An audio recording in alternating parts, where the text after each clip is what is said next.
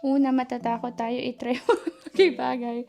Pero later on, marirealize natin na kaya pala natin siyang gawin kahit tayo lang mag-isa.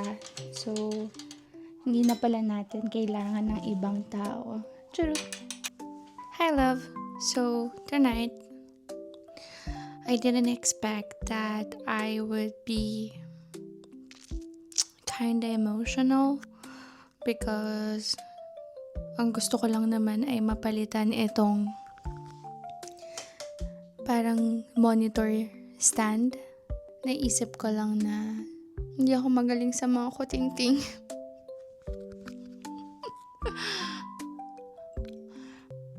Di ko alam kung parang the past few months or year, lagi akong umaasa sa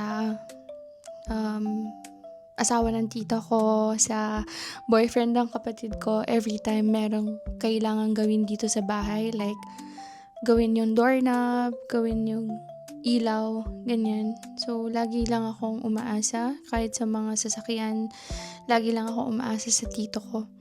So, now, we're getting rid of it, and now, I'm building my own monitor stand. Of course, medyo nakakatuwa lang na sometimes you're being challenged to do something na before di mo naman ginagawa because kasama mo siya. Magaling antag siya nun, tornilyo, mga ganyan. Tapos, ngayon, tinatry ko siya gawin. Kaya laging palpak yung mga nagagawa ko. Pero, naniniwala naman ako na practice makes perfect. Ano ba? Nakikita ko na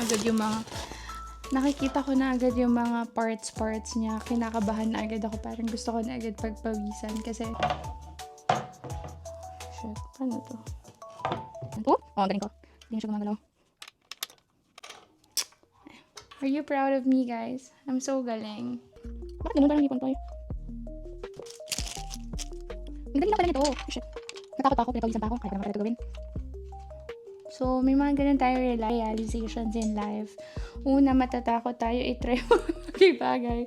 Pero later on, marirealize natin na kaya pala natin siyang gawin kahit tayo lang mag-isa. Uy. Mali pa ako.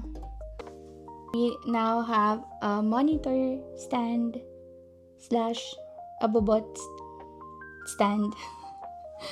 Thank you for watching.